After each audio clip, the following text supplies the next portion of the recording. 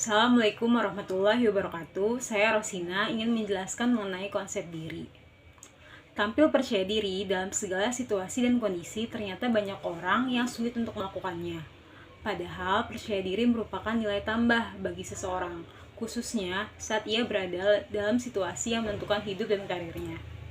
Rasa percaya diri secara sederhana bisa dikatakan sebagai suatu keyakinan seseorang terhadap segala aspek kelebihan yang dimiliki, dan keyakinan tersebut membuatnya merasa mampu untuk bisa mencapai berbagai tujuan di dalam hidupnya. Dengan adanya pemahaman diri secara kuat, maka seseorang bisa membangun rasa percaya dirinya secara cepat.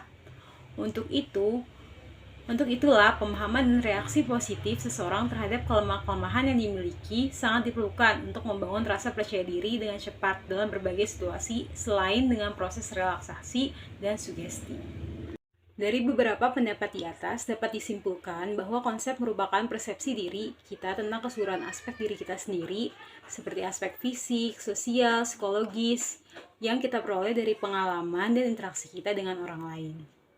Untuk melihat lebih jauh apakah kita memiliki konsep diri yang positif atau konsep diri yang negatif, mari kita simak 5 karakteristik konsep diri yang negatif menurut Brooks dan Emmert.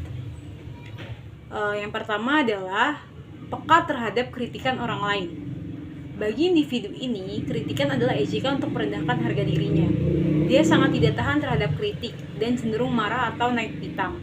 Dalam komunikasi, orang ini cenderung menghindari dialog yang terbuka dan bersikeras mempertahankan pendapatnya dengan berbagai justifikasi atau logika yang keliru. Yang kedua, orang ini sangat responsif terhadap pujian dan bereaksi secara berlebihan walaupun berusaha tidak ditampakkannya. Yang ketiga, ia sangat hiperkritis terhadap orang lain. Ia banyak mengeluh, mencela, dan meremehkan prestasi orang lain. Mereka tidak pandai untuk mengungkapkan penghargaan dan pengakuannya terhadap prestasi orang lain. Lalu yang keempat, orang dengan konsep diri yang negatif cenderung merasa tidak disenangi orang lain. Akibatnya, ia merasa tidak diperhatikan. Karena itu, ia mudah bereaksi terhadap orang lain sebagai musuh. Dia kurang mampu menunjukkan sikap yang hangat dan bersahabat dengan orang lain, sehingga dia tidak mampu membangun relasi sosial yang baik. Yaitu yang terakhir, yang kelima, orang dengan konsep diri yang negatif lebih cenderung bersikap pesimis terhadap masa depan atau persaingan. Dia mudah putus asa ketika menghadapi permasalahan atau hambatan. Ketekunannya kurang kuat dan motivasinya untuk berhasil lemah. Akibatnya, dia jarang berhasil dalam mencapai prestasi yang membanggakan. Lalu sebaliknya, kita melihat konsep diri yang positif, yang memiliki karakteristik. Yang pertama, yakin akan kemampuannya mengatasi masalah. Yang kedua, merasa setara dengan orang lain.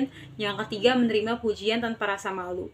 Yang keempat, menyadari bahwa setiap orang mempunyai berbagai perasaan, keinginan, dan perilaku yang tidak seluruhnya disetujui oleh masyarakat. Yang kelima, mampu memperbaiki dirinya karena ia sanggup mengungkapkan aspek-aspek kepribadian yang tidak disenanginya dan berusaha mengubahnya.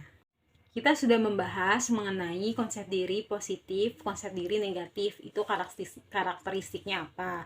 Selanjutnya kita membahas mengenai bagaimana cara kita untuk mengembangkan kepercayaan diri.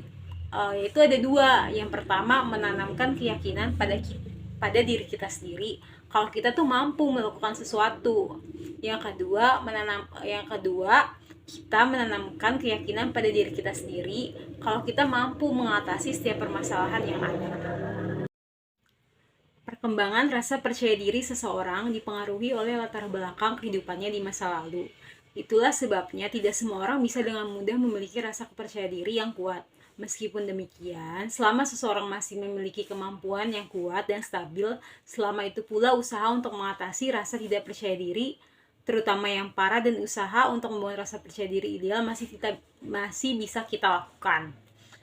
Usaha untuk membangun rasa percaya diri secara cepat dalam berbagai situasi bisa dilakukan dengan memahami diri sendiri terhadap kelemahan yang ada dan kelebihan-kelebihan yang dimilikinya, sehingga dapat melahirkan keyakinan kuat untuk bisa berbuat segala sesuatu dengan memanfaatkan kelebihan-kelebihannya. Sekian dari saya, terima kasih. Wassalamualaikum warahmatullahi wabarakatuh.